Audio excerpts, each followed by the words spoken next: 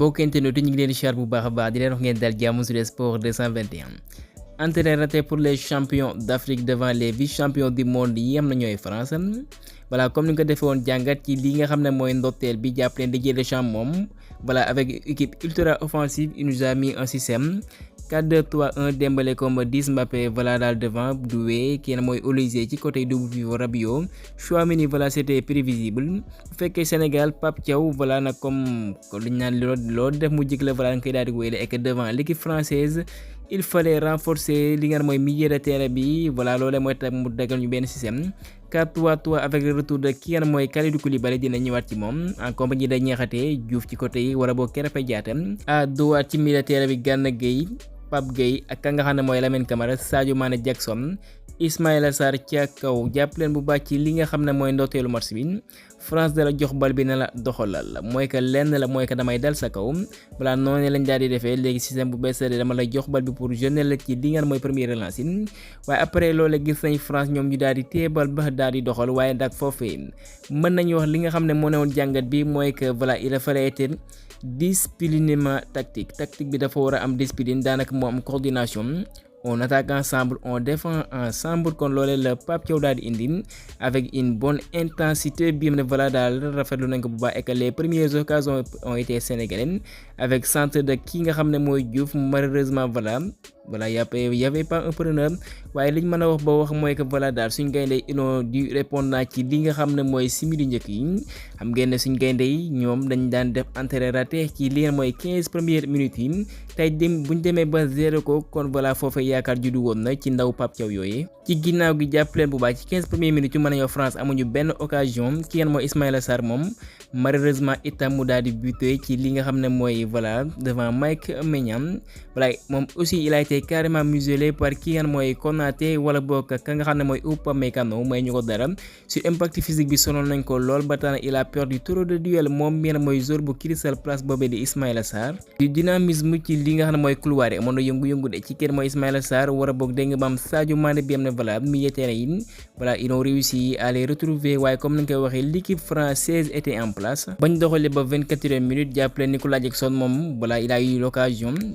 en or daanaka foofee amul leen lu ñu koy reproché ndax il a fait de son maximum ndax l'angle était bien fermé par ki nga xam ne mooy que Mike Maignan bi am ne sax mënoon def benn CC waaye la borom dafay dem ci leen mooy corner pour indiquer voilà ci li nga xam ne moom mooy 30 premières minutes yi les bonnes occasions étaient sénégalaises et que boo leen gisee ci natal bi wala boog ci dispositif tactique bi di ngeen gis neen Sénégal dañ doon jouer naam benn bloc bi voilà c'était bien coordonné waaye ci kaw itam may ñu France fu ñu daal déroulé pour def des sorties propres comme ni nga gis à la 37e minute Mike Maignan amul woon solution voilà il a été gêné par le pressing voilà des joueurs sénégalais loolee moo doon tax mu doon def ay relancement de derrière voilà on salue bien le travail de Koulibaly Niakhaté ci minutes yooyu may wax nag ñu récupérer les premiers ballons te boo leen seetloo ci occasion boobee mooy voilà kenn mooy Ismaïla Sarr mu daal di traverser défense bi Saliba de faute arbitre bi bàyyi avantage Sadio Mané déclenche benn frappe malheureusement voilà frappe bi amul doole waaye duñ mën a voilà c'était bien fait mën nañoo voilà un système bien fait par ki nga xam ne mooy Pape Thiaw ca la nga xam ne moom mooy déggoo bi ci attaque bi comme ci défense bi ci milieu terrain bi kon daal coordination bi ci la mooy premier mi-temps bi on a bien aimé voilà le comportement de nos joueurs waaye laata ñu dem mi-temps kenn mooy Ismaïla Sarr voilà il fallait mettre le ballon au fond des filets sur un appel magnifique de Sadio Mané El Hadji Malick Diouf daal di koy jox Olise il a eu l'intelligence de ne pas faire faute Sadio Mané jox Ismaïla Sarr voilà foofee nag voilà c'était un but tout fait kon jour bu Crystal Palace bi tey daal doon nañ xaar ci moom mu gën a clinique voilà surtout occasion boobee bu ko dugal ñu dem mi-temps français mën nañ daal di dugtee ndax kat foofee bu ñëwee lenn mooy am mooy que dañuy daal di taxaw exploiter des comptes malheureusement mu daal di koy raté kon bu ko dugaloon amoon na nu muy daal di demee waaye voilà daal Ismaïla Sarr daal foofee daal voilà mënoon na dugal bal bi pour nous mettre à l'aise malheureusement il a buté mu daal di naawal sax bal ba devant Mike Maignan kon ci li mooy premier mi-temps bi wax nañ voilà am na benn intensité bi am na voilà une bonne coordination ci li mooy dispositif tactique avec un 4-3-3 bu fekkee France dañoo daal di yor bal bi évoluer en phase offensive voilà dañuy gis ñoom dañuy daal di replier waaye itam bu ñu def en phase offensive dañuy gis suñu joueurs yëpp voilà dañuy daal di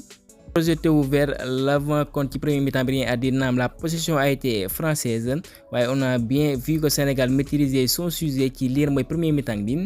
et que ci ñaareelu mi-temps il fallait continuer sur ce rythme. Malheureusement voilà daal on a baissé. Est-ce que coono la, est-ce que manque de rythme la, lan la, waaye li leer ba leer mooy kan suñ gaynde ils ont baissé les bras. Loolee mooy tax voilà France daal di dal suñ kaw avec des appels de ki nga xam mooy Kylian Mbappé. Voilà moom sonaloon nañu. Voilà daal nañu wax ouf de soulagement ndax foofee voilà Sadio Mané pouvait commettre la nga xam mooy penalty yi waaye il a eu l'intelligence mu daal di téye tànkam boobee kon foofee amoon na njàqare ñu daal di xool ba daal di ko annulé ci ginnaaw gi nag France fam tegoon tànkam teggu ko ndakkat voilà daal équipe bu demee ba sonn Pape Thiaw foofee nag nañ ko wax mooy que dañoo gisoon benn coono il fallait faire des changements. Il a trop tardé à réajuster kon nag loolee donc moom mooy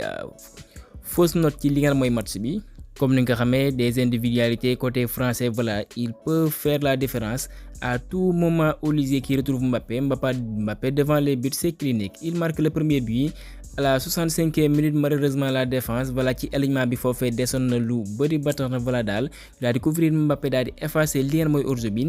kon ci ginnaaw gi kenn mooy Pape Thiaw voilà il fallait faire des changements daanaka c'était trop tardif. À la 74e minute mu daal di dugal Ibrahima Mbaye ak ka nga xam ne mooy Habib Diarra da côté Lamine Camara voilà daal naam ci premier temps bi rafetlu nañ taxawaayam certes daal voilà am na yenn perte de ballon yi mënoon nañu coûter cher ci premier temps waaye les Français n'arrivaient pas à marquer devant kenn mooy Edouard Mendy waa ci ñaari mi-temps bi voilà Lamine Camara méconnaissable ki nga xam ne mooy Ismaïla Sarr voilà sur des duels devant Upamecano wala boog Dayot wala boog kenn mooy Saliba il perdait trop kon daal foofee impact bi daal desoon na lool kon il fallait la sortir mettre kenn mooy Ibrahima Mbaye pour plus d'explosivité ndax kat ak lépp lu ñu mënte wax ay simili néew lay dugg de waaye day daal di def la différence comme ni nga ko daal di xamee à force d'attaquer et de vouloir égaliser da ngay bàyyi espace ak comme ni nga ko xamee voilà c'était prévisible. France bu la dugalee Sénégal dafa bëggoon ñëw malheureusement on laissait des espaces voilà Didier Deschamps il a eu l'intelligence de sortir kenn mooy Dembélé bi voilà ci match bi tey mën na ne la ballon d'or à titre tey voilà gisul dara mu daal di dugal kenn mooy Barcola daal di dugal ñaari bi à la 81e minute kon la match était déjà plié kon ba demee ba temps additionnel à la 80 wala boog ba may 8 minutes kenn mooy Ibrahima Mbaye jàpp leen bu baax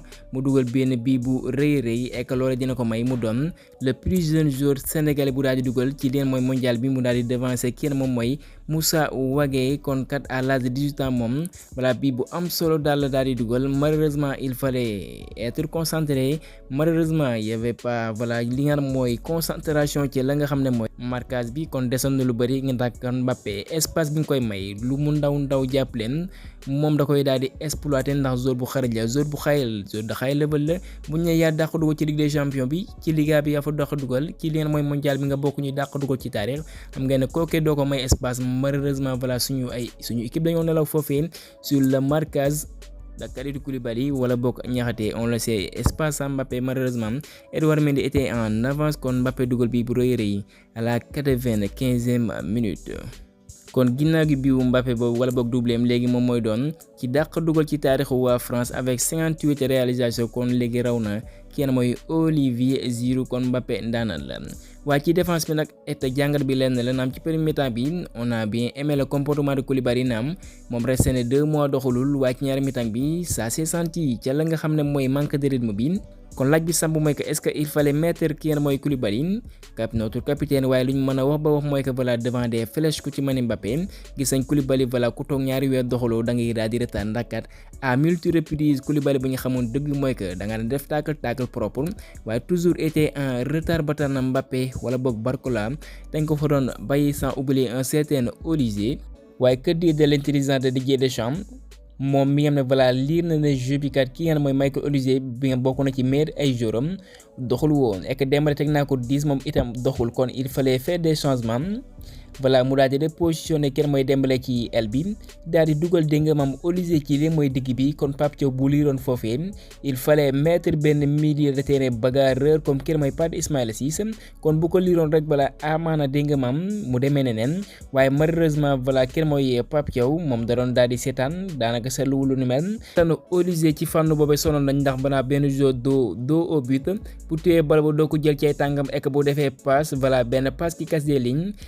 def la différence voilà ku xam Michael Olise xam na ne voilà benn daanaan dëgg la kon ci fànn boobee Pape Thiaw voilà daal côté boobee nelaw na dëgg. kon résumé match bi lenn la mooy ko jàpp leen Sénégal def na une très bonne première mi-temps waaye ci lee mooy ñaari mi-temps bi on a vraiment baissé les bras kon ñu daal di bàyyi suñu ay loxo ba France daal suñu kaw daal di ñuy dugal kon li ñu mën a wax mooy que voilà ci lee mooy match de préparation yi est-ce que il fallait se casser d'accord kuy dem mondial naam ñun dafa na jàngat bi doo wane say arme waaye daal nemmeeku nañ benn manque wala boog benn fatigue ci li mooy ñaareelu mi-temps bi loolee mooy conséquence ñu daal di lakk suñu ay caax kon daal ci fànn boobee mooy que loolee voilà ça nous permettra de corriger avant li nga mooy suñu ñaari match ñu war a amal contre Norvège wala boog Iran wala boog Irak du yomb de waaye daal on a toujours confiance à cette équipe premier mi-temps bi ñu daal di amal daal voilà li ñaan bu ñu bàyyete suñu ay loxo buñ ko amalee premier mi-temps nañ ko wéere ci ñaari mi-temps bu fekkee Pape Thiaw itam nay def jàngat bu fekkee équipe am bii dafa commencé sonn nay def ay réajustement tactique wala boog mu di indi ay coppite ci li nga xam ne mooy dispositif am ci yenn ay ndawam ndax on a vu benn kenn mooy Lamine wala boog Pape Gueye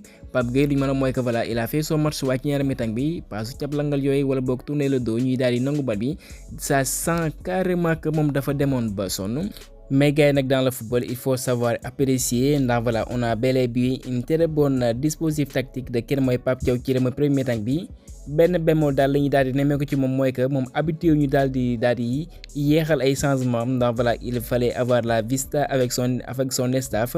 comme ni mu ko waxee ci gën mooy Olivier voilà ñu gis yenn ci ay failles gis na sama équipe bi ngi sonn damay def ay coppiteen Ismaïla Sarr aussi il pouvait faciliter la tâche à kenn mooy Pape Thiaw mu mettre le but ci li mooy premier mi-temps bi waaye on a bel et bien aimé voilà le comportement de nos Lions ñaari mi-temps bi daal la ñu xaw a daal perdre les pédales xamuñu fu ñu teg seen tànk waaye xam nañu Sénégal mi seen équipe de haut niveau kon lenn la ñuy wax mooy que dañ leen encouragé bu ñu am benn njàqare incha allah suñ gaynde dinañ jaar di qualifié ci mooy 16e de finale yi bu ne dina am 8 meilleur 3e foofu voilà séntu nañ suñ gaynde yi waxuma dañ ci bokk dañ ngi ñaan buñ jëlu 2e sax voilà daal mu doon leneen ndax pour ne pas tomber sur un gros calibre sur une grosse équipe